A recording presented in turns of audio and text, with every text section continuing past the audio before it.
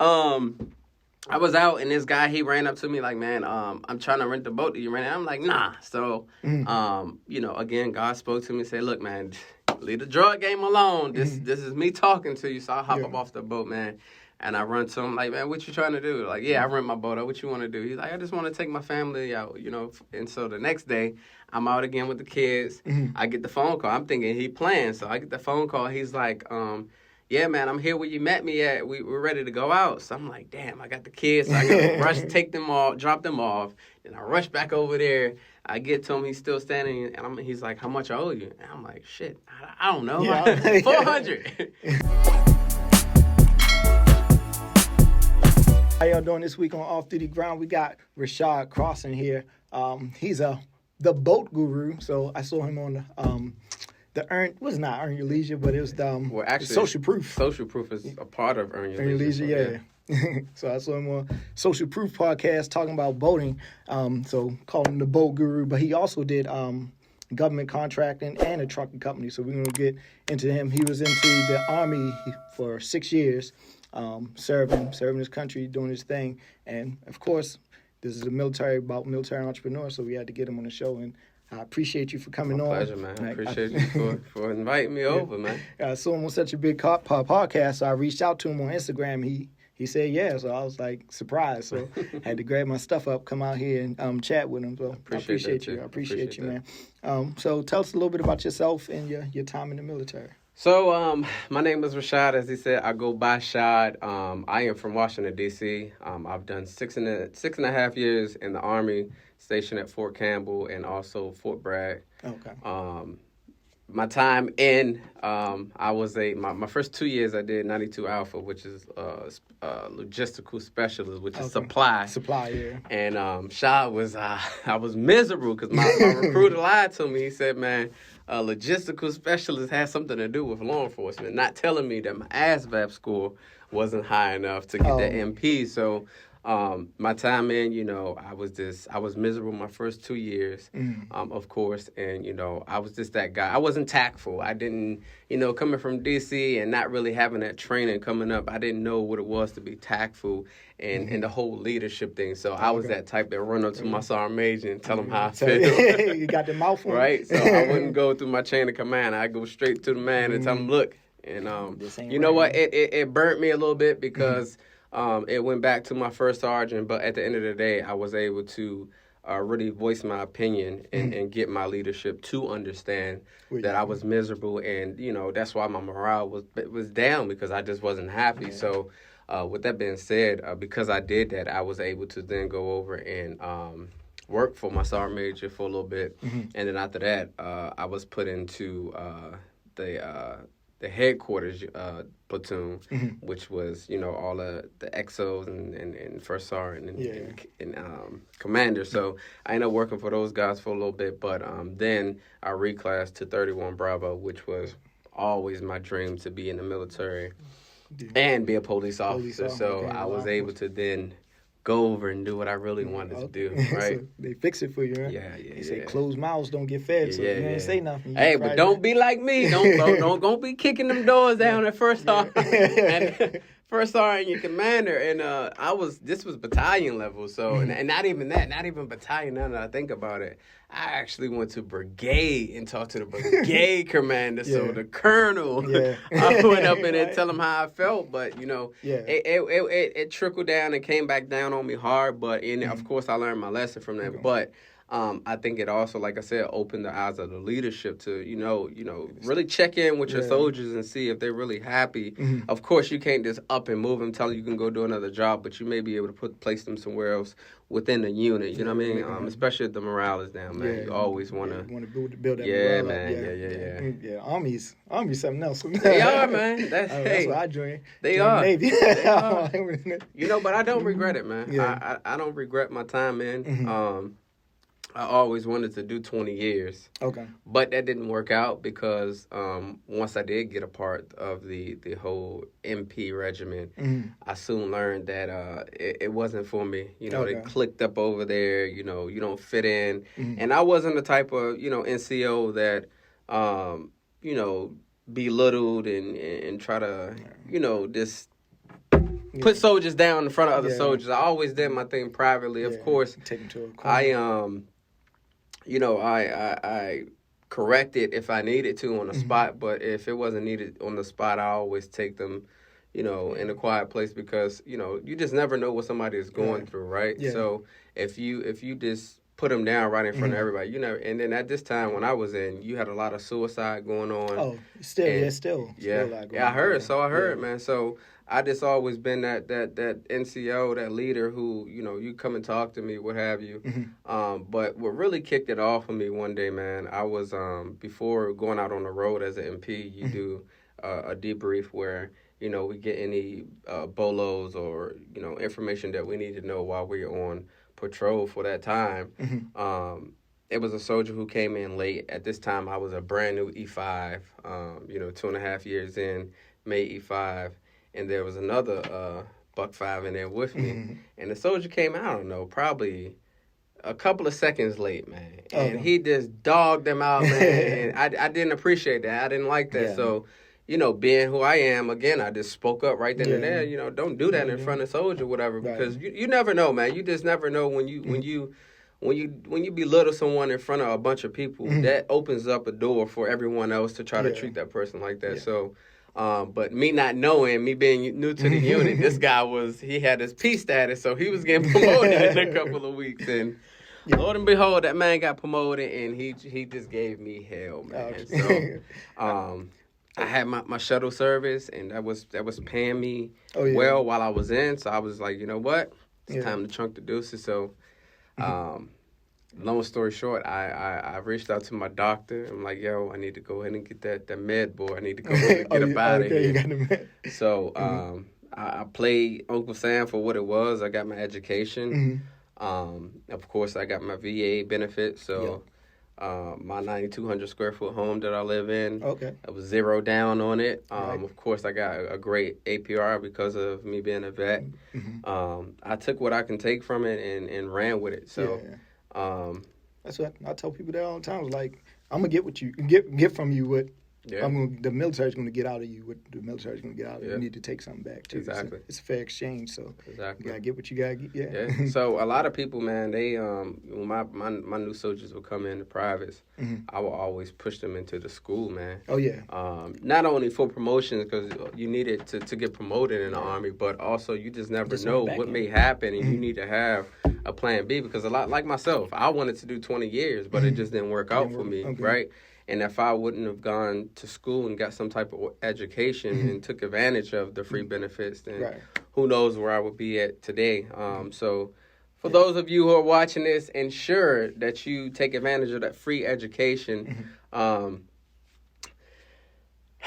don't want to contradict myself here because I'm not one to say go put yourself in debt when it comes to college, right? Especially if it's not something that you're going to do. For example, I have a master's degree in criminal justice.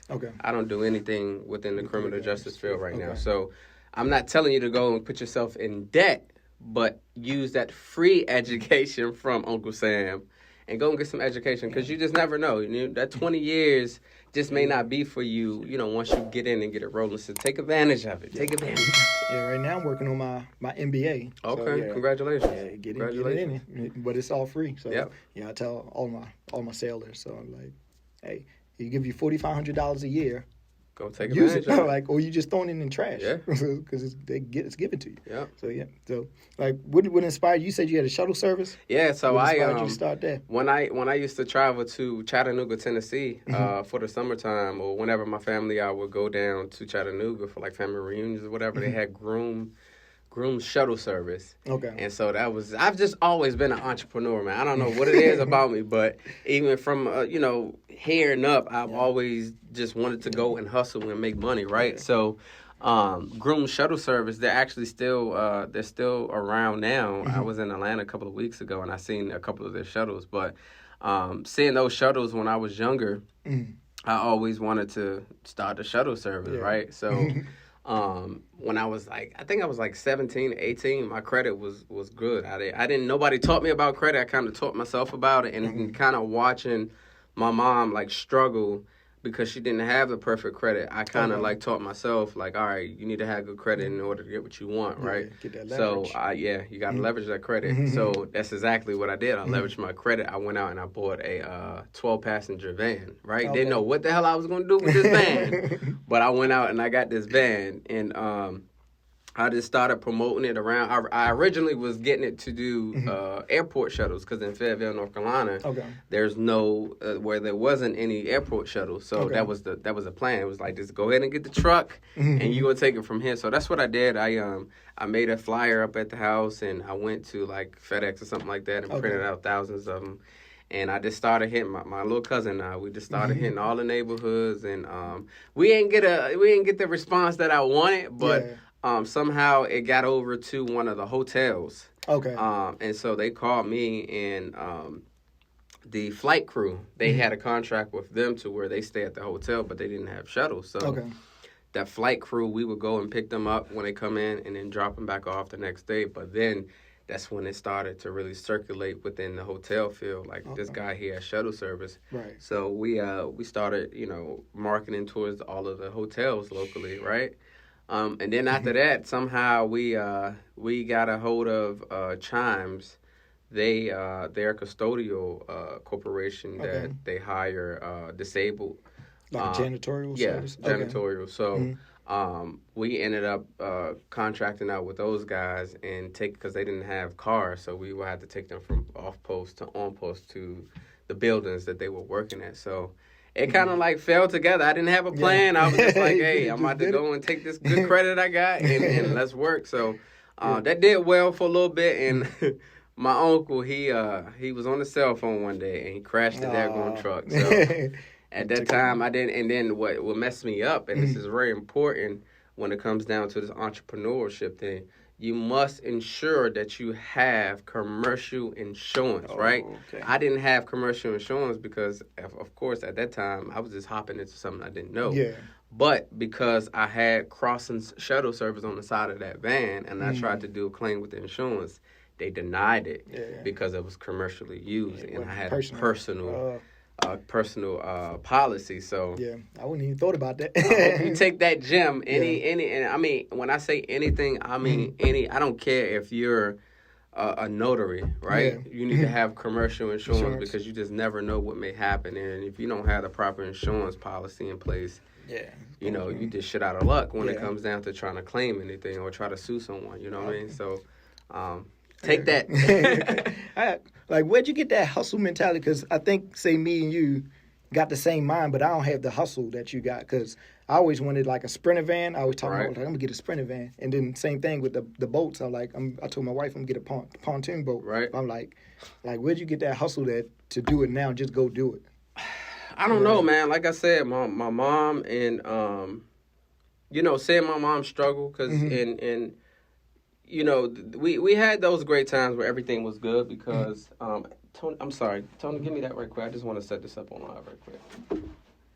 No, the stand. Yep. Bam. Just seeing my mom and those within and my family struggle, really, I always just told myself I never wanted to see and have that same struggle as an adult, and damn sure didn't want that for my kids. So, coming up and seeing that's what really motivated me, right? Okay. That's what really took me out of that, one-sided mind, which was only, going to play basketball, football, or becoming a rapper, or going to sell drugs, right? As I was watching my mother and my family to struggle, it was like, all right, we got to go ahead and break that cycle, and that's why you see on my Instagram is I broke the cycle. Did you? And I was just determined to do that. You know what I mean? Like I said, even as a kid, man, I would go out and just make that money. Whether it was me washing cars, cutting grass, like I always had that boss mentality. And I just carried it out throughout my life now as an adult, and it's helped me. So, just like you heard Shan say, you're that guy. You show him a little bit and give him just a little bit. You're gonna take it, and that's just me. Yeah. You tell me something, I'm gonna go. Like now, sitting in here, you don't told me about this 90D. Guess what? Shaod about to go ahead and order that 90D because I know the quality that comes with that, right? So you give me just a little bit of something, I'm gonna take it and I'm gonna run with it, right? Because the opportunity is wide open. So why not? I need that. But yeah, man, I just that's where the hustle comes from. That's all I know how to do is hustle. I don't wanna live in poverty, so I know what I gotta do. Right? You gotta go out there and grind and get it. Yeah. Do you I always say if I wasn't in the military and I had to hustle, like sometimes I think because I'm in the military, I'm satisfied. I got a paycheck coming. I ain't gotta worry. I'm sometimes I think I should just get out and make myself hustle. What do you think of that mind? I mean, like I said, when I was in, I realized that I wasn't making the money that I wanted to make, right? Mm-hmm. So that's why I created the shuttle service thing, right? Because I'm a private at the time. We talking $1,600. That wasn't nothing for me. Although I was living in on post housing, I didn't really have any bills, but it was nothing for me. The lifestyle that I wanted, that just wasn't it, right? So I just I started strategizing. What is it can I do to make this extra money, right? And let me just put this out here, right? Because I got in trouble. I got an Article 15 for having my own business, right? I did not tell my commander that I wanted that second business, right? So if you're in the military and you're trying to start another business, ensure you go and get that prior approval before you go out and do that, right? Yeah, but they were hating on me for real because I lived right not next door, but in the same subdivision as my first sergeant. So you talking about a private living next door to somebody who's been in the military 18, 19 years, and you looking like, what the fuck is this guy doing, right? And at this time, I had the boats, I had a brand new Suburban. When I cut my grass, I'm not out there push mower. I got the 0 turn. So they just trying to figure out what the hell is this guy doing? And actually, with that being said, my chain of command actually sent my platoon leader, the second lieutenant, and my platoon sergeant to my house one day to see what the hell was going on over there. I don't know why. But they sent them over there. I remember that. That's crazy. They sent them over. Yeah. I really think they thought at the time. I wasn't at the time, but I think they thought I was selling drugs. Okay. Not knowing it was just the shuttle service. Yeah. But I got in trouble because I had gone to my first sergeant with the shovels, and this is really me being who I am and being genuine about the service because at the time. Again, we got a lot of suicide and then also DUIs, right? Okay. I'm an MP, but we were getting a lot of MPs with DUIs. So my thought was like, well, shit, what can I do for the unit? So what I did was I drew up them business cards. I said, first on, these are my business cards. I want you to, when you go to your next big meeting, I want you to hand these out to all the leaders there, right? And this was free of charge. Yeah. Okay. I want you to hand this out to all of the leaders so when soldiers go out and they go to the club, they get blasted, they just call us, we'll pick them up, make sure they make it back to where they need to make it back to without getting a DUI, right? Lord and behold, I come back in the next goddamn day, Sergeant Cross, I need to talk to you. I get in there, I'm thinking, all right, shit, we about to go ahead. He want me to go ahead and speak and tell the brigade commander what I'm trying to do. This guy say, I need you to go and look at policy number 11. Policy number 11 was unauthorized secondary job. I'm not thinking anything of it. I'm just like, all right, you want me to go read this company policy letter for what? So I go over there and read it. I'm like, all right, whatever. Not thinking anything about it, right? Then my platoon sergeant come, probably 2 days later. Your commander wants to talk to you. I get in there and he read me my goddamn rights. You get an Article 15, company grade, unauthorized secondary job. So that really, they put me on extra duty for 7 days. They took my pay for 7 days, and they made me come and stay in the barracks for 7 days. For 7 days? Oh, okay. So I'm living off post. They make me leave the house and come and stay on post in the barracks. So that's like really when the morale is really just shot down because I'm in my head like, here it is. Trying to help. I'm a young black dude with my own business, and here it is. I'm offering you all a free service to hundreds of soldiers, something that you motherfuckers aren't doing. Here it is. I'm offering this, and you're not taking heed of it, right? So my morale just really went down. I really just, at that point, didn't care for anybody in my unit at that point. You know what I mean? So you went and did your thing. Damn, you taking me back, bro. I ain't even thought about this stuff in years. Yeah, I was like, why would they? I ain't gonna get it. Like, I was like, why would they do because I didn't even request to start a business. I've been started doing businesses and stuff like that. I know you had to request to do a second job, but I'm gonna have to read that now. So and that was the thing with me, and that's why I was pissed off, because I'm like, it's not like my attention has been taken away from my duty in the military. It's like, literally, I'm where I need to be at. I'm in the right uniform, the right time. You know, I'm doing what I'm supposed to do. So I haven't taken my attention away from it. And they gave me the Article 15 and then peeped that. So, of course, me being a hustler and, like, them motherfuckers not about to, like, you can't tell Shaod no. I don't care what it is. You can't tell me no about anything. If you tell me no, I'm going to figure out a way to get that yes that I need and I want, right? So they told me, you know, although I had the Article 15, they took money from me and all that good stuff. I still had my shuttle service cranking. I still had it moving, right? Yeah. So one day, the first time I pulled me, he said, I just seen your shuttles because the route, it came past my unit every day. So they were really watching to see if I shut. And they told me that. He said, and that was a part of the Article 15. You need to stop your business, shut your business down. And I'd be damned if I was going to shut my business down. That's something that I worked hard for. Yeah. Nah, it's not going to happen. I'd rather you kick me out of the military than me to go and shut something down that I started. Yeah. Right? So that's what that was, man. And that's why I was like, at that point, it was like, I'm done. Yeah, that's where I would be. Like, I'm done. If I started a business and it's going and you want me to shut it down, like, you got to kick me out. At that point, it was like, it's time for the road. But I didn't get out right then and there. I stuck around for a little longer. But I think that's when I started to play in the streets a little bit, because at that point, you know, a couple of months later, I was like, all right, I'm done. Yeah. Right.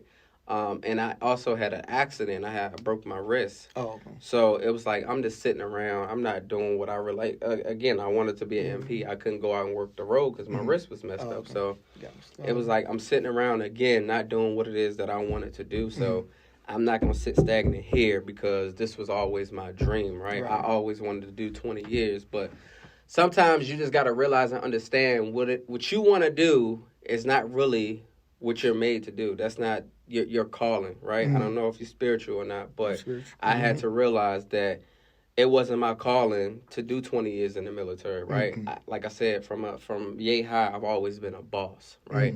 So I just finally realized that's my calling. Right. It's your calling to run and own multiple corporations, right? And when I finally realized that, it was just like, all right, how do I get out, right? And that's when I started hearing about your med board and all that good stuff. And so I took advantage of it. I started going to sick call, building my medical file. I just started doing what I had to do. You know, I wasn't sick some days, but I go in there and get it in the file and talk to my doctor, my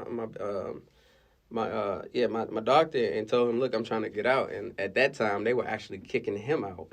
Oh, for real? Because he was doing, I guess this is when the whole Percocet thing had really hit it. And they like, all right, y'all got to stop it. Yeah. He was writing too many prescriptions. Okay. But I think it's more to that story, because, but I'm going to leave that. I'm going to leave that there. But I spoke to him, and, you know, he told me what he was going through, and he was like, bro, you too smart, man. You don't belong in the military. Get what you can get from it. And go ahead and do what you do. So that's exactly what I did. I let him, you know, do my file. I filed for my med board, and it was time for me to roll, man. Okay. And I haven't looked back since. I don't regret it.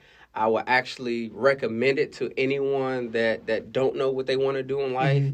I highly recommend going ahead and getting in. Even if you're doing the 4 years, you know, once you're done, you still can get the VA benefits, right? So if it takes you to give up 4 years of your life to get the free education, to get the zero down on the house and all the perks of being a vet, and got the work then why not do it? Because a lot of people right now that's not in, they like, how do I get job experience when I don't, like, when I can't work, when I need But you know what I really took from it?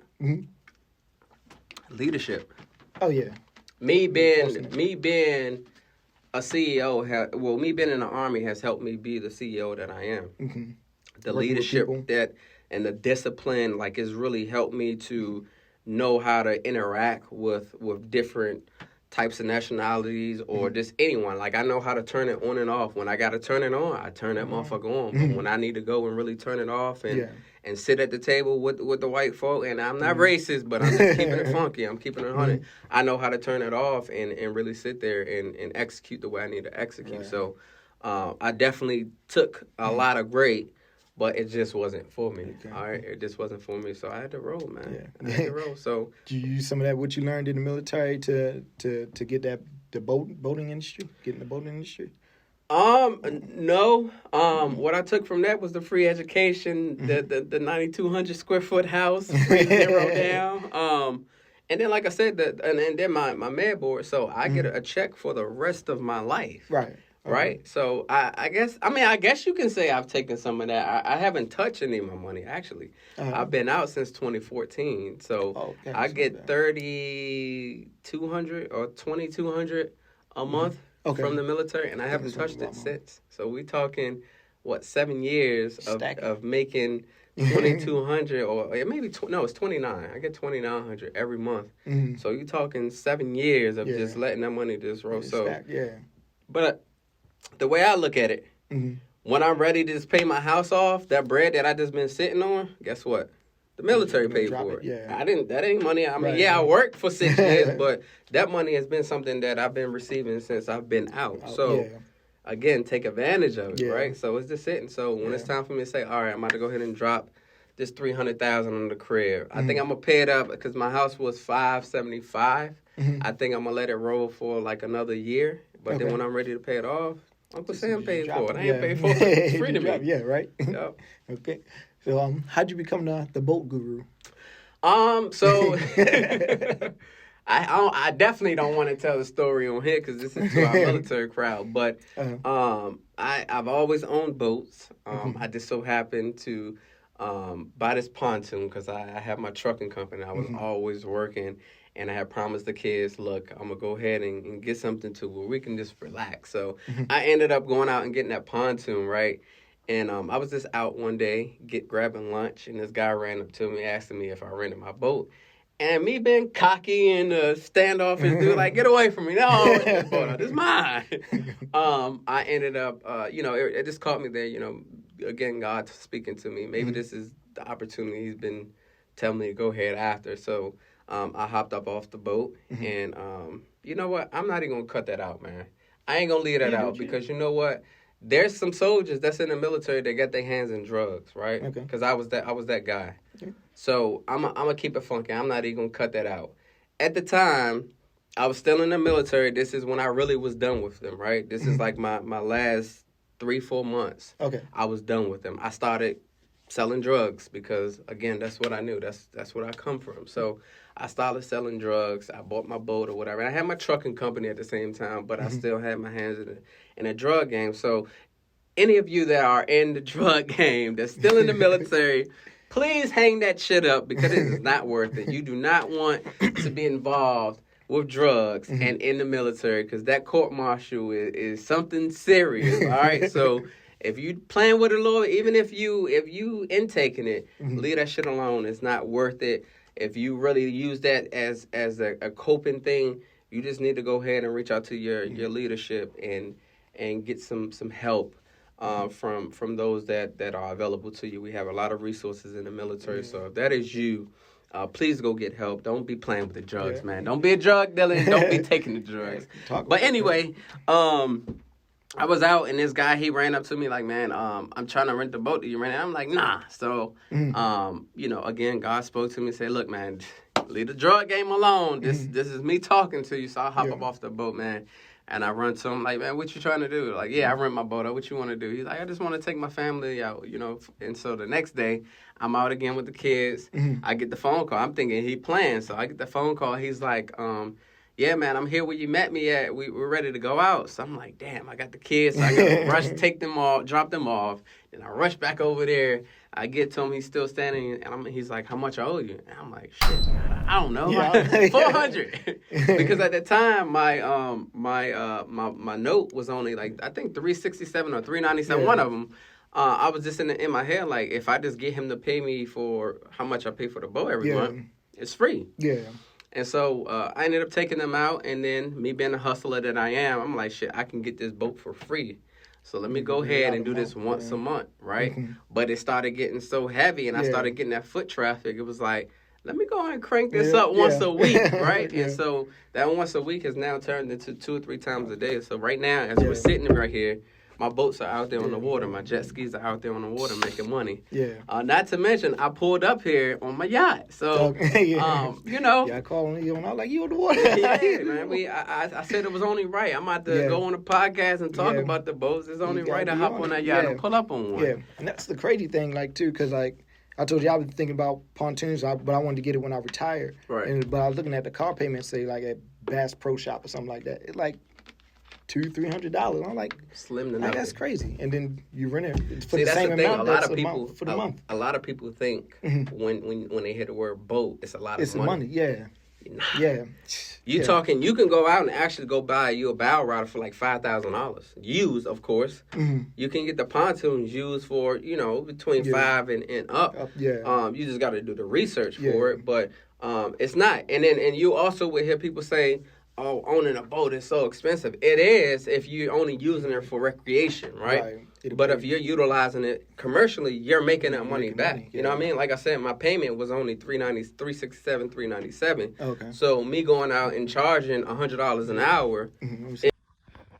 What's good, y'all? So Shaod was giving a lot of knowledge for Rashad, but Shaod on Instagram. So follow him on Instagram, Shaod_Shaod.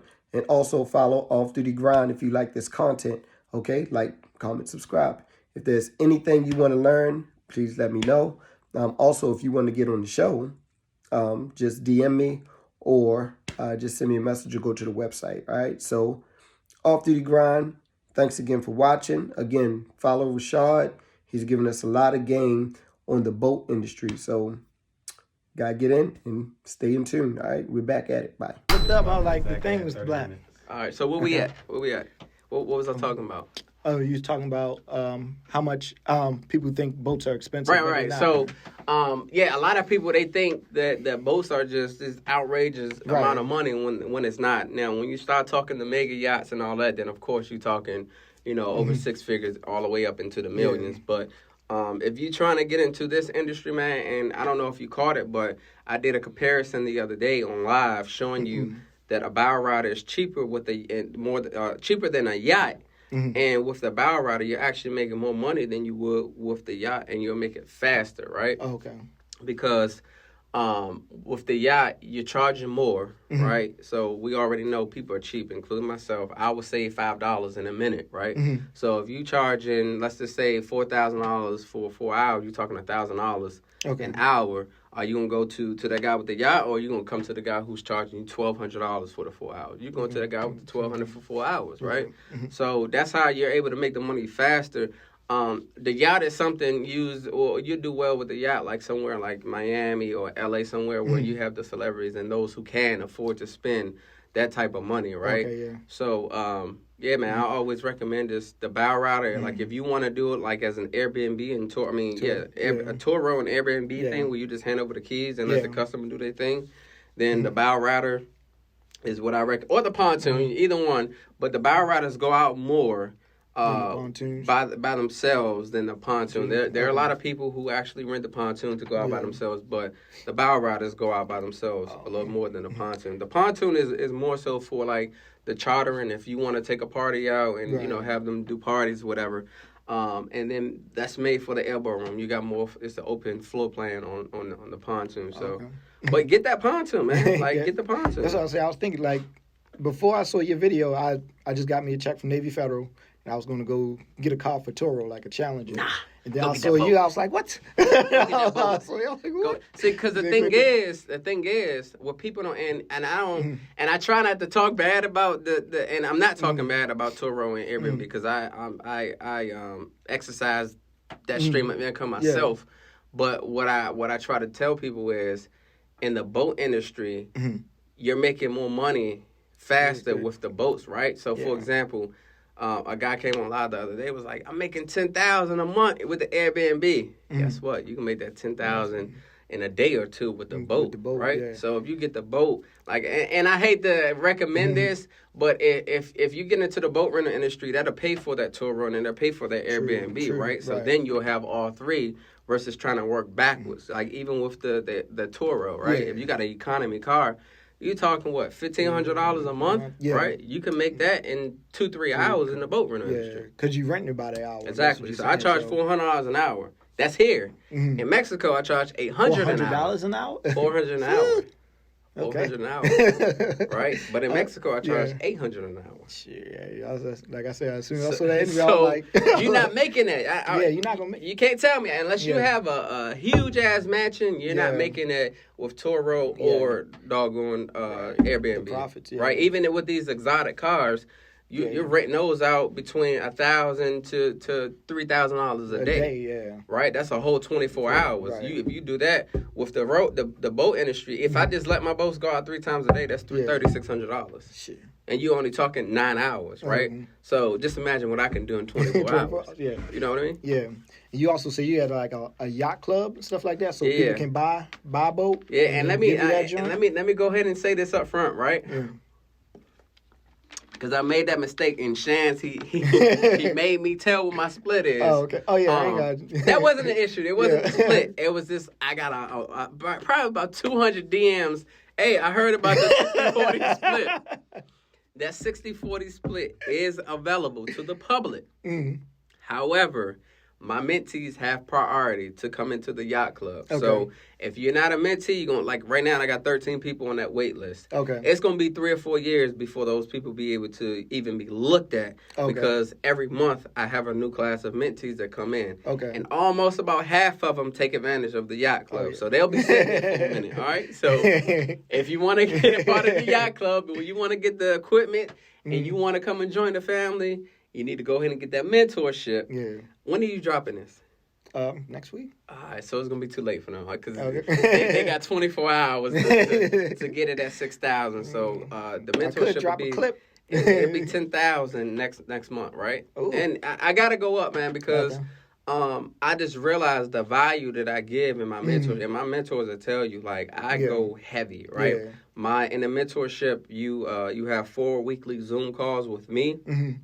And then after that, you have lifetime access to all of the Zoom calls that I do with any. And so, like, for those guys who start July 5th, right, if they just want to come back for whatever reason in August, they're more than welcome to come back and view, right? But not only that, they also get Tony, who is a credit consultant. They get 15 free minutes with him in case they have okay credit or bad credit, or even if you have good credit, he's able to dissect your credit and show you what it is that you need to do to make it better, or if you're already there, what you need to do to go ahead and get that business funded so that you can turn around and go get the boats and jet skis with that business funding. But also, you know, all my Zoom calls are scheduled for an hour.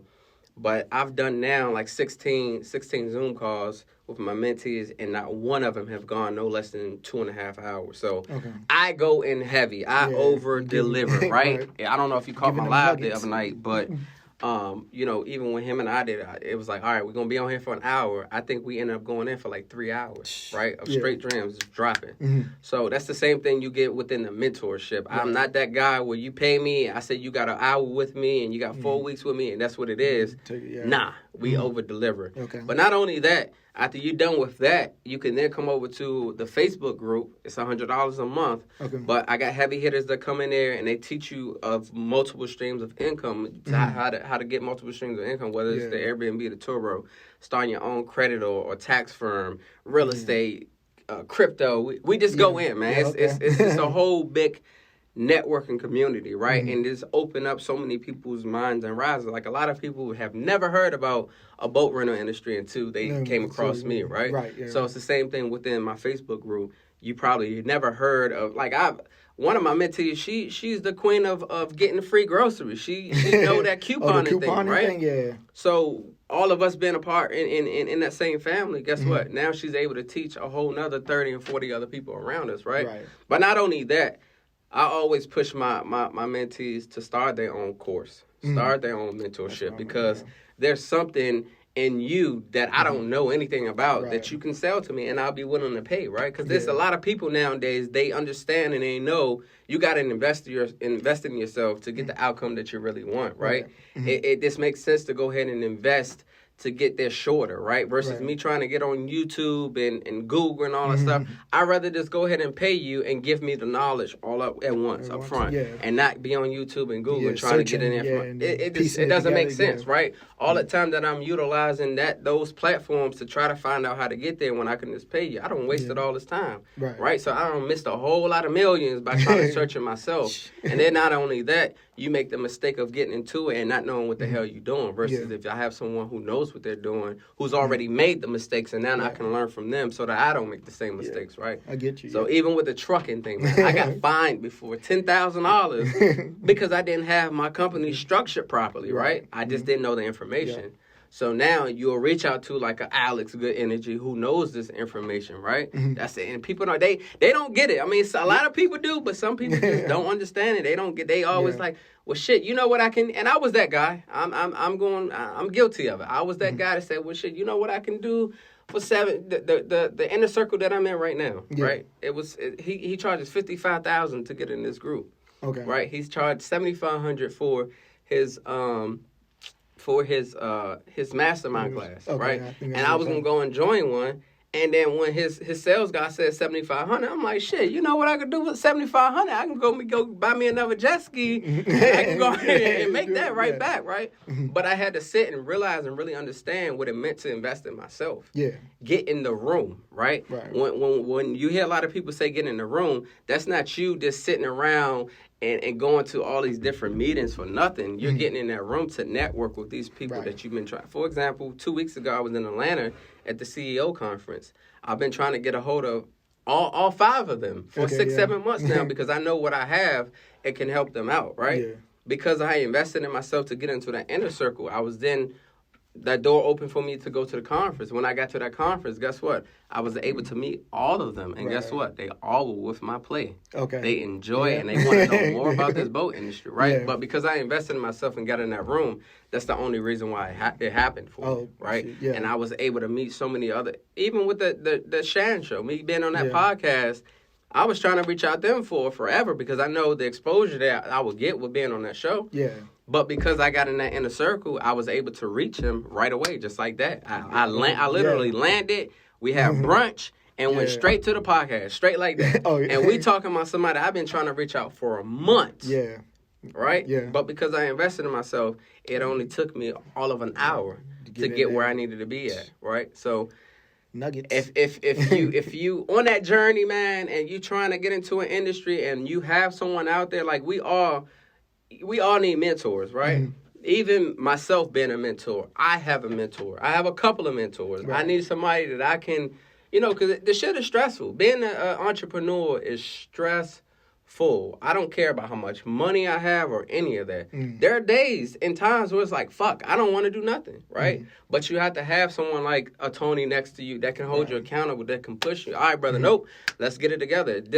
Me being able to feed off his energy is everything and all I need, right? And you got to have people around you like that. You got to have mentor. Like, we bounce off each other all day long, every day. Like, I'm learning something from him and vice versa. He's learning from me, and that's what you need. Like, you have to have a mentor, right? That's actually him being in the right room. He was one of my mentees. Like, he was one of my first mentees, right? Because he invested in himself, was in that room. Now look at him now, right? He's been exposed to so much stuff that he never even thought of, right? It was his dream to ride in a Lamborghini. Guess what? I put him in a Lamborghini. It was his dream to be in a Rolls Royce. Guess what? He got that Rolls Royce. He's just learning a lot of stuff that's been under my wing, and vice versa. It's a lot of shit about credit and so much more that this man knows. It's like, damn, I've been doing this since I was 17, 18. I never knew that, right? But you need that. You have to have that. That's just what keeps me going. You got to have that support system in place, right? You got to have that support system. I tell everybody, like, never be the smartest one in your circle. So, was anything you want to say to the audience in general? Anything you want to put out? I'm going to leave you with this. Whatever it is that you're trying to do, whatever goal it is that you're trying to achieve, you got to keep going at it. That consistency thing is real. 6 months ago, this whole social media thing, you would have never seen me on it. You seen me posting about my boat. But guess what? Now that I've been consistent, like every day, you'll see me post something, right? Every day, that consistency has played out for me. Now we talk. I think yesterday we did like 70,000 just off of Instagram, right? Just by selling my mentorship and my ebook and all that stuff. So because I stay consistent with it, I'm now achieving those goals that I want. All right, so that's just the digital currency, and this is why I always advocate, like, go and start a course. It's something that that people don't know will be willing to pay for, right? But when it comes down to this whole entrepreneurship thing, you got to realize and understand it's not going to be easy. All right, you're going to have those days where you don't feel like getting up, right? And also as a CEO, you have to always be prepared. For example, today, my guy that who runs my jet skis, he called and said, look, he didn't call me. He called his supervisor and said, hey, I got in a fight last night. I got a black eye. I can't go into work. And guess what? He got to be into work in an hour. But if I didn't have the right systems in place, I would have been failed. I would have failed. I would have been getting bad reviews. I would have been having to refund money back and all some more stuff. Right? So we have these hiccups as a CEO, as an entrepreneur. But if you have those systems in place, then you shouldn't have to worry about that. But like I said, just keep going. Whatever dream that you have, it's there. It's right in front of you. But if you're not going after it every day and you're not doing what you have to do to get there, you can't fault yourself or anybody else for not getting there if you're not actively going after it. So keep going. You got it. Don't give up. I don't care what. If you take what I do, meaning when you tell me no, I say F you, and I go get it. Straight up. You tell me no, okay, I appreciate it. I ain't going to curse you out. Thank you, I appreciate it. Same thing for the jet skis here, and I'm going to leave it at this. 5 years ago, when I tried to start the jet ski thing, right here in D.C., right out back, where my yacht is parked at right now, they wouldn't let me in here, right? Guess who's calling me now? Them same people who told me no. Right. They're calling me now. Shaod, what the hell are you? How in the hell are you doing what you're doing? Right. But it's because I stay consistent. I never gave up. Right. And if you just put that in every day, I wait. And I just told my sons that yesterday. When y'all wake up in the morning, before you do anything, go look in that mirror and say, I got this. And you have to live by that. You can't look in that mirror and say, I got this, and then go lay back down. You need to get your ass up and actively go after whatever it is that you want. Right? Get yourself a mentor. Start tapping into these different conferences. Get in the room. Honestly, when you get in the room, like, you never know who you're sitting next to. Right. And and this is a reason why I'm humble as I am. When you, like you said, you thought I was going to tell you no, I wouldn't come on your podcast. Right? I had one, and I ain't going to put them out there, but I had one of the biggest platforms out here for us black people, black entrepreneurs, sitting right next to me. And I'm like, we need to get together. And he kind of turned his nose up at me, like, who are you? And I told him, I said, bro, let me tell you this. I said, you don't know who I am. You don't know what I know. Don't go off, because and that's what people do nowadays. They look at people's following on social media, and that's what they run. And I used to do that, but I quickly realized those people who got 200 and 300 followers, those be the one with the bread. Those be the ones that, hey, I'm ready to tap in right now. It happened last night. Somebody had like 948 followers. And guess what? They paid for a one-on-one call with me. And as soon as they got on the call, Shaod, you ain't got to sell me. I got my 6,000. What do I need to do? Right? And I know some people who got 100,000 followers and more than that. And they not shit. Right? And I'm saying that bluntly. They're not shit. Right? So don't let social media slap you in the face and put on this whole facade for you because of somebody's following, right? I had to tell him, like, bro, you don't know who I am. Yeah, I ain't got 100,000 followers, but guess what? I got 100,000 in the bank. I got a mill sitting in the bank. You never know who you sit next to. So get into these rooms. I say all that to say, get into the room.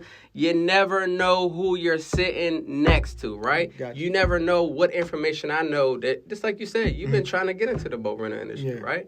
But guess what? Now you don't tapped in, right? Now you don't got in the room with me. So guess what? It's easy for you to pick up that phone. Hey, Shaod, I'm trying to do this, right? You know what I'm saying? Because you got it in the room, right? You invested in yourself. So I'm going to leave you guys with that. Always never be selfish to yourself and not pour into yourself and invest in yourself. If there's a conference with knowledge or any type of meetup, if it's there and that's something that you're really interested in, spend that money, right? Because we spend money all day on food that we don't need to be eating, going to the club, going buying liquor that we don't know, shoes, clothes, all that, shit that we don't need, right? Because when you get to a certain level, you know, for me, and I'm going to speak on me, not everybody, but me, when I go out and I do the shopping, it's a lesson all behind it, right? And Tony will tell you, I beat myself up. We went to the mall probably 2 or 3 times in a row, back to back, every weekend. I'm spending $10,000-$15,000, right? And I'm beating myself up behind it. But I've learned, being in the light that I'm in the industry that I'm in, sometimes you got to put that shit on because people don't pay attention to you until you have those type of things on, right? You can't walk around. And it happened when I was in Atlanta and in Miami with the mastermind. I had on a regular, just like I'm dressed right now, a regular t-shirt and some regular pants with some flip-flops on. Ain't nobody pay me attention, but guess what? When they walk their ass outside and they seen that Rolls Royce, that's when you seen that big-ass crowd of people around me. And see, that's where our people are messed up in the head at. You got to see somebody driving a fancy car or got on flashy clothes or jewelry and all that for you to want to listen to them and tap into them, right? So I'm gonna leave y'all with that. Hey, I appreciate you, my guy. We're gonna get off these cameras, and you got 15 minutes or whatever you want to ask me about the boat rental industry or any entrepreneur stuff before we get up out of here, because I appreciate you. Coming all the way down here. You here to spend time with your family, and you took time to come out here. So I want to make sure that you at least get the information that you need and want so that you too can get into the boat rental industry. But I'm going to tell you, just like I tell everybody on camera, and my mentor, she on here, Dana Christian, she tell my ass, you better stop giving them damn discounts. But I am going to take care of you. If you want to get into the mentorship, we'll talk about it offline. I ain't going to charge you the $6,000. I'm going to take care of you, but I highly advise you get into it. Not because I want you to pay me, but I want you to get inside the room where there's really other like-minded people in there, right? And you about to get out of the military in 2 years, so it's time for you to start looking now. You can't wait until, you 6 months out to start looking. I got my cousin, he got 23 years in. I told him, look, you need to start looking at shit now. He's a chef. You need to go ahead and get that food truck. So when you get out, you can go ahead and be good, right? But what I told him was, I said, you want to be a chef, get that food truck now. Excuse me. Go work it on the weekends, right? Because right now you still got a year and a half left. But just imagine what that year and a half left every weekend will do for you when it's time for you to really go out there 7 days a week. You've already built up your clientele. You've already built up your name. Just been out there for a year and a half on the weekends. So only imagine what happens when you get out and can go full blown, right? But before you go, let them know where to find you at. You can follow me on Instagram at Shaod_Shad, SHAOD_SHAOD. I can't give you my phone number. I almost did. God, no. You got a website? Almost did. The website is still being recreated. See, I learned that I need to invest in myself and get the proper team in place and not try to be cheap. Shaod is cheap. I don't care how much money. I'm cheap. So I was that guy who always wanted to do the little GoDaddy and all that. But I've learned that you have to hire a team when you get to a certain level and you got so many people reaching out. You got to have that system. So the website is under construction. I'll be sure to send that over to you. If you want to grab the ebook on how to make $30,000 in the jet ski rental business, only working 4 days a month, please hit the link in my link tree. Grab that right now. I don't know if you bought an ebook before. I bought a couple, and it was like, I got it. It's a little information in here. But when I tell you I go in on that ebook, and by the time you're done, if you're not out making $100,000, then something is wrong, because I really give you the game. Honestly, that book should be about $5,000 or $6,000 by itself. Keep it 100.